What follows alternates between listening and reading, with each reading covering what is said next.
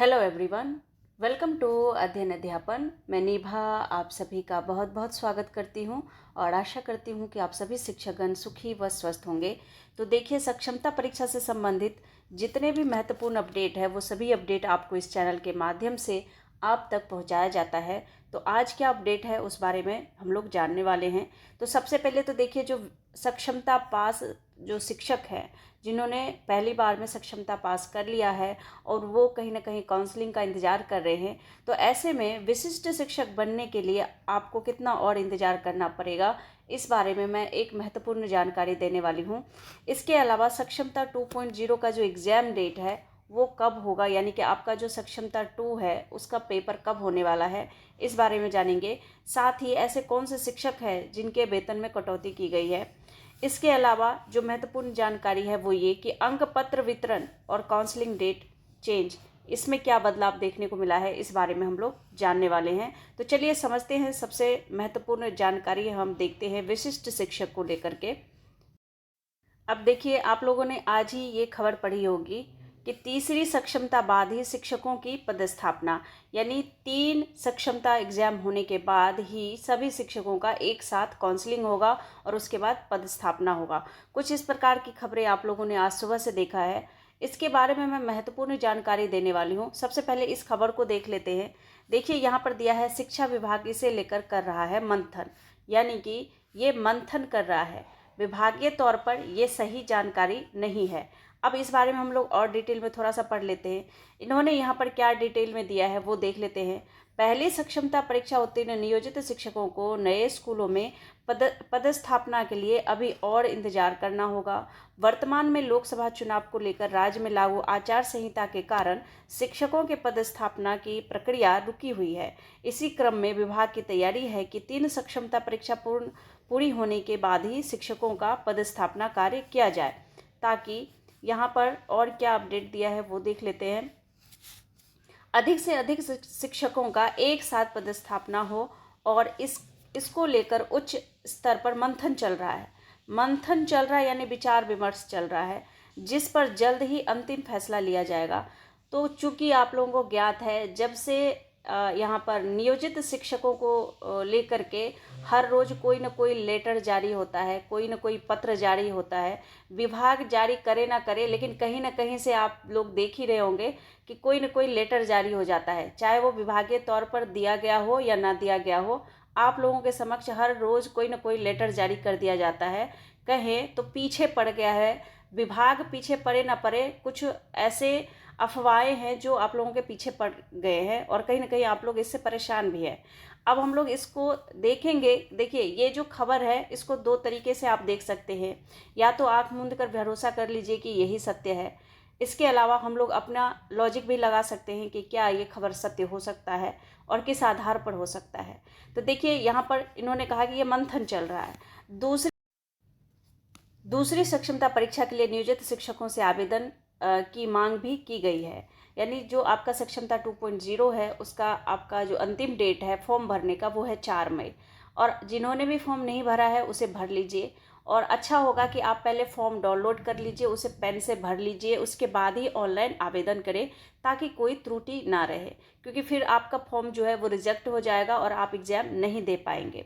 और जिन्होंने भी पहली बार फॉर्म भरा था, सक्षमता 1 में फॉर्म भरा था और किसी कारणवश एग्जाम में नहीं बैठ पाए, तो वो इस बार फॉर्म भरेंगे, लेकिन पेमेंट 1100 रुपये का नहीं करेंगे। वो पूर्व के पेमेंट में ही आपका यहाँ पर जो फॉर्म है वो पूरा कंप्लीट हो जाएगा। तो यहाँ पर और क्या जानकारी है वो देख लीजिए। जिसकी अंतिम तारीख 4 मई है। नियोजित शिक्षकों को सक्षमता परीक्षा उत्तीर्ण होने के लिए 5 मौके दिए जाने हैं। अब देखिए, यहाँ पर लगाइए आप लोग स्टार। 5 मौके बोला गया था। इससे पहले न्यूज में ही बताया गया था क्या कि यहाँ पर ये लास्ट अटेम्प्ट है। तो मैं यहाँ पर सभी चीज़ें आप लोगों के समक्ष क्लियर करने वाली हूँ। 5 ही अवसर दिए जाएंगे, जिसमें 3 बार इन्होंने कहा है कि 3 बार जो है आपका ऑनलाइन एग्जाम होगा और 2 बार ऑफलाइन एग्जाम होगा। तो यहाँ पर आपने देखा होगा, इससे पूर्व में खबर आई थी कि सिर्फ 2 ही बार सक्षमता परीक्षा होगा, जो कि बिल्कुल गलत साबित हुआ है। 5 बार यहाँ पर बताया जा रहा है कि 5 बार होगा। और आप लोगों को भी बताया गया था कि यहाँ पर 5 बार में आप लोग सक्षमता पास कर लेंगे, विशिष्ट शिक्षक बन जाएंगे। अब यहाँ पर और हम देख लेते हैं। इनमें इन्होंने बताया है कि जो 3 परीक्षाएं हैं वो ऑनलाइन होंगी, जबकि 2 लिखित होंगी, यानी 2 ऑफलाइन होगा। और 4 जून को लोकसभा चुनाव की मतगणना होनी है। चुनाव प्रक्रिया पूरे होते ही आचार संहिता समाप्त हो जाएगा। पहली सक्षमता परीक्षा उत्तीर्ण नियोजित शिक्षकों को नए सिरे से पदस्थापना के लिए काउंसलिंग होनी थी। इसके लिए निर्वाचन आयोग से अनुमति मांगी गई थी, जो नहीं मिली। इस वजह से आपकी जो काउंसलिंग डेट है वो आगे बढ़ गई है। और चूंकि यहाँ पर चुनाव चल रहा है तो इस वजह से आप लोगों का जो यहाँ पर काउंसलिंग है वो आगे की तरफ खिंच गया है। अब देखिए, 1,87,000 शिक्षकों का रुका है अभी पदस्थापना। 3 लाख से अधिक नियोजित शिक्षक है। तो यहाँ पर देख सकते हैं आप लोग, पहली सक्षमता परीक्षा उत्तीर्ण 1,87,000 शिक्षकों का पदस्थापना अभी रुका हुआ है।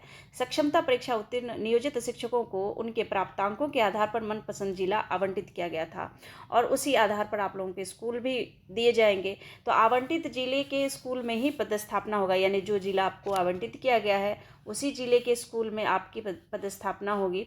इसके लिए राज्यभर में शहरों और ग्रामीण क्षेत्रों के स्कूलों की विषयवार रिक्तियों पर काम चल रहा है कि किस जिले में, किस स्कूल में, यानी शहरी क्षेत्र में, ग्रामीण क्षेत्र में कुल मिलाकर कितनी रिक्तियां हैं। और इसको लेकर विभाग ने जिलों को दिशा निर्देश जारी किया है। जिलों से प्राप्त रिक्त पदों की जो सूची है वो विभाग के सॉफ्टवेयर पर अपलोड की जाएगी। इसके बाद देखिए इन्होंने क्या दिया है।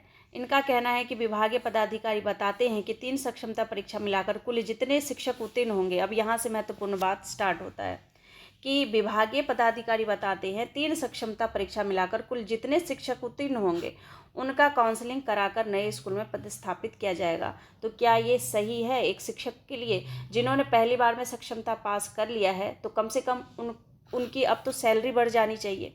जो सैलरी है उनकी बढ़ेगी, तो जैसे ही वो विशिष्ट शिक्षक बनेंगे उनकी सैलरी इंक्रीज हो जाएगी। तो क्या ये लॉस शिक्षक क्यों सहे? मतलब अभी जिन्होंने एग्ज़ाम दे दिया है वो पास हो गए हैं तो उनकी काउंसलिंग जल्दी से करवा करके उनको पदस्थापना दे देना चाहिए। इसके लिए वो इंतज़ार क्यों करें? यानी जिन्होंने पहले एग्ज़ाम यहाँ पर दे दिया समय रहते हुए, तो वो घाटे में क्यों रहे? उनकी सैलरी बढ़ेगी, उनको इस विशिष्ट शिक्षक का जो लाभ है वो मिलना चाहिए, वो भी समय पर मिलना चाहिए। तो इसलिए ये कहीं ना कहीं ये तरीका मुझे सही नहीं लगा, आप लोगों को भी सही नहीं लगा होगा।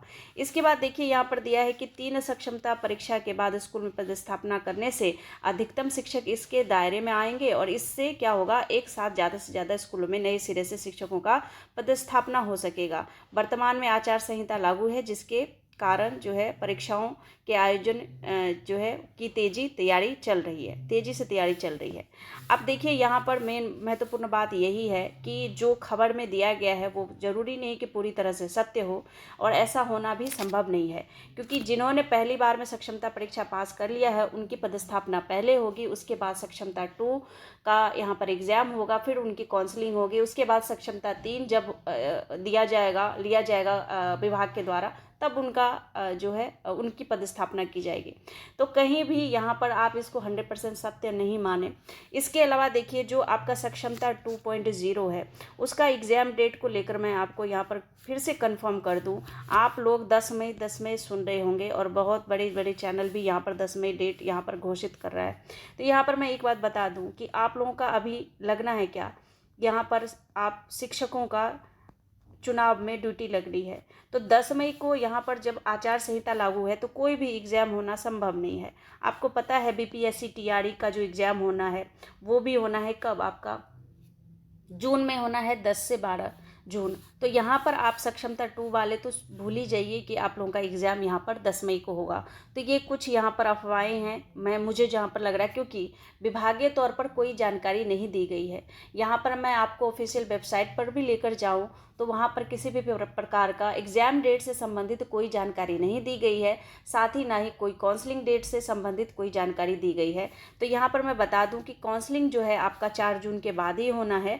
जैसे ही आचार संहिता ख़त्म होता है आप लोगों का काउंसलिंग डेट जल्द ही जारी कर दिया जाएगा। और यहाँ पर अंक पत्र विवरण से संबंधित अगर आप लोगों को पर्सनली कोई इन्फॉर्मेशन दिया गया है आपके ज़िले के द्वारा तो आप लोग हमें भी सूचित कर सकते हैं। फिलहाल अभी तक कोई जानकारी इसके बारे में नहीं दी गई है। तो कुल मिलाकर ये जानकारी थी कि आपका जिन्होंने भी सक्षमता पास कर लिया है यहाँ पर वो बिल्कुल निश्चिंत रहें, आप लोगों को काउंसलिंग होते ही पदस्थापना हो जाएगा, इसमें कोई देरी नहीं की जाएगी। क्योंकि यहाँ पर विभाग के तौर पर विभाग के द्वारा कोई भी लेटर जारी नहीं किया गया है, कोई भी नोटिस जारी नहीं किया गया है, ठीक है। और ऐसे बहुत सारे लेटर हैं जो अफवाहों में फैलते रहते हैं, उन पर कृपया आप लोग ध्यान ना दें। जब कोई अपडेट आएगा बिल्कुल मैं आप लोगों को बताऊंगी, फिर देखेंगे कि अगर इनको बाद में ही आप लोगों की पदस्थापना लेनी है तो फिर उसके लिए भी वो पहले अपडेट देंगे, ऐसे अचानक से कुछ भी नहीं करेंगे। तो कुल मिलाकर ये आपके सक्षमता 1 और 2 से संबंधित जानकारी थी। इसके अलावा देखिए ऐसे कौन से शिक्षक हैं जिनकी वेतन में कटौती हुई है, तो वो थोड़ा सा हम लोग देख लेते हैं। यहाँ पर देख सकते हैं आप लोग, विद्यालय से अनुपस्थित रहने पर 48 शिक्षकों का वेतन कटा है।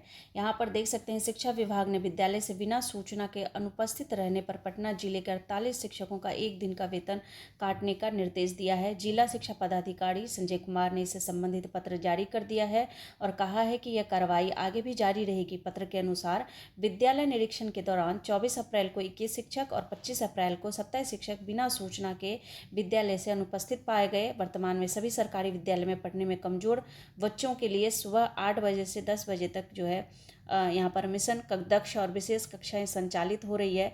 इसमें शिक्षकों को उपस्थित रहना अनिवार्य बताया है और पदाधिकारी द्वारा विद्यालय का निरीक्षण किया गया था जिसमें ये शिक्षक अनुपस्थित पाए गए थे और डीईओ ने कहा है कि प्रतिदिन शिक्षकों को मिशन दक्ष और विशेष कक्षा में शामिल होना अनिवार्य है। प्रतिदिन की रिपोर्ट निरीक्षण पदाधिकारी जिला कार्यालय को देंगे।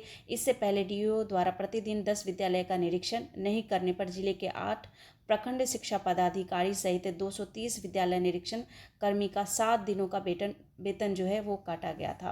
तो कुछ इस प्रकार से इन्होंने बताया है कि एक दिन भी छुट्टी अगर शिक्षकों द्वारा होती है तो यहाँ पर वेतन काटने की बात चल रही है। और पता है आपको कि निरीक्षण लगातार चल रहा है, तो कुछ इस प्रकार की जो है आप शिक्षकों के लिए अपडेट था। तो कुल मिलाकर कहें तो शिक्षकों के लिए परेशानी हर दिन कुछ ना कुछ बढ़ती ही जा रही है।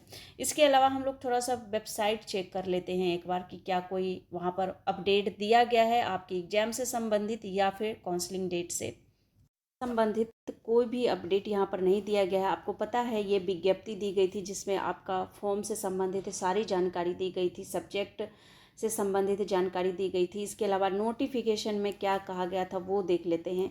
इसके अलावा कोई और जानकारी नहीं दी गई है। ये भी इसमें भी वही सारी जानकारी दी गई है कि आप विषय कोड क्या रखेंगे, किस प्रकार से आप फोटो अपलोड करेंगे, हस्ताक्षर कैसे अपलोड करेंगे, ये सारी जानकारी इसके अंतर्गत दी गई है। लेकिन अगर बात करें तो एग्ज़ाम डेट को लेकर कहीं कोई जानकारी नहीं दी गई है। इसके अलावा और क्या अपडेट है वो देख लेते हैं जो महत्वपूर्ण है आप लोगों के लिए।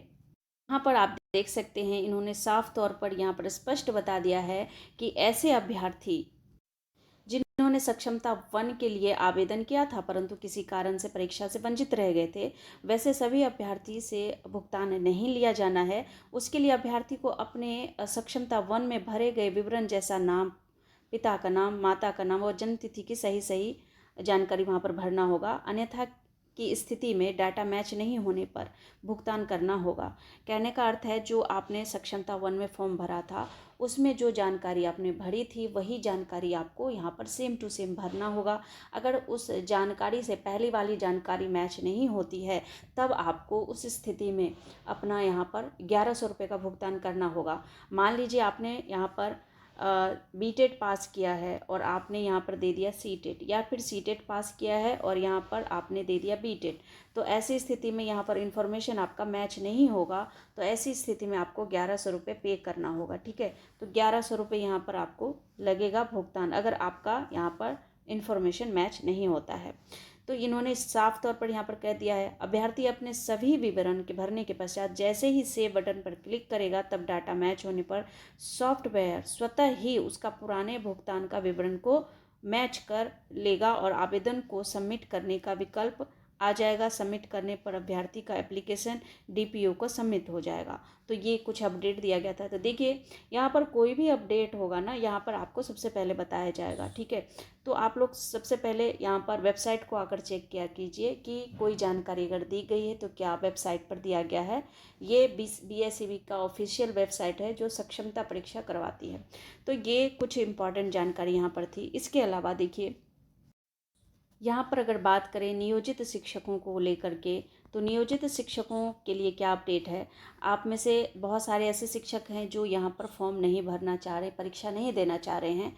तो ऐसे में क्या होगा, आपका डेपुटेशन प्रक्रिया के तहत, डेपुटेशन प्रक्रिया के तहत आपका यहाँ पर ट्रांसफ़र किया जाएगा। जिस विद्यालय में आप पढ़ा रहे हैं उस विद्यालय से दूसरे विद्यालय में आपको भेज दिया जाएगा, यानी प्रतिनियुक्ति की जाएगी। अभी आप फिलहाल जिस पद पर हैं उस पद पे आप बने रहेंगे, लेकिन किसी दूसरे विद्यालय में आप पढ़ाने जाएंगे, यानी किसी विशेष काम के लिए कहीं भी भेजे जाने वाला जो विशिष्ट व्यक्तियों का दल होता है उसे ही हम डेपुटेशन कहते हैं। और डेपुटेशन प्रक्रिया के तहत आप लोगों का यहाँ पर ट्रांसफ़र किया जाएगा। वो ट्रांसफ़र ज़रूरी नहीं है कि परमानेंट हो, चेंज भी हो सकता है भविष्य में। तो कुछ इस प्रकार से किया जाएगा। और साथ ही आप लोगों का जो डॉक्यूमेंट है उसका भी यहाँ पर वेरिफिकेशन किया जाएगा, चाहे आप एग्ज़ाम दें या ना दें, तो ज़्यादा अच्छा रहेगा आप लोग एग्ज़ाम दे दें। और अगर किसी डॉक्यूमेंट में कोई प्रॉब्लम है तो उसे समय रहते सही करवा लें। तो ये जो आप लोगों का जो नियोजित शिक्षक हैं उनका भी रेंडमाइजेशन प्रक्रिया के तहत ही डेपुटेशन किया जाएगा, यानी अन्य विद्यालय में उन्हें भेजा जाएगा। जिस विद्यालय में भी काम कर रहे हैं उसमें वो काम नहीं करेंगे, नेक्स्ट किसी और विद्यालय में उनको भेज दिया जाएगा। इसके अलावा देखिए जो काउंसलिंग है, काउंसलिंग में आपका जो डॉक्यूमेंट है, काउंसलिंग में आपका जो डॉक्यूमेंट है उस पर विशेष ध्यान दिया जाएगा। आपको पता ही है काउंसलिंग होती है डॉक्यूमेंट वेरिफिकेशन के लिए। तो आप लोग अपने डॉक्यूमेंट को रेडी रखिए। अगर आपने डॉक्यूमेंट वाली वीडियो नहीं देखी तो ज़रूर देखिए, प्लेलिस्ट चेक कीजिए सक्षमता परीक्षा, आपको वहाँ से सारे वीडियो मिल जाएंगे जो भी आपके एग्ज़ाम की दृष्टि से महत्वपूर्ण है। ऑनलाइन एग्ज़ाम कैसे देते हैं वो भी मैंने बताया है। तो ये कुल मिलाकर आपके सक्षमता परीक्षा से संबंधित जानकारी थी और उम्मीद करती हूँ आप लोगों को अच्छे से समझ आ गया होगा। अगर कोई अपडेट आता है तो मैं निश्चित तौर पर आप लोगों को सारी इन्फॉर्मेशन ज़रूर दूंगी। तो बिल्कुल आप लोग निश्चिंत रहें। और कहीं अगर आप लोगों को अंक पत्र संबंधित कोई जानकारी मिलती है तो आप लोग कमेंट सेक्शन में आकर कमेंट भी कर सकते हैं, ताकि दूसरे अभ्यर्थी शिक्षक जो हैं वो इसका लाभ उठा सके। तो मिलती हूँ अगले अपडेट में, तब तक आप लोग अपना ख्याल रखिए। Thank you and thanks for watching.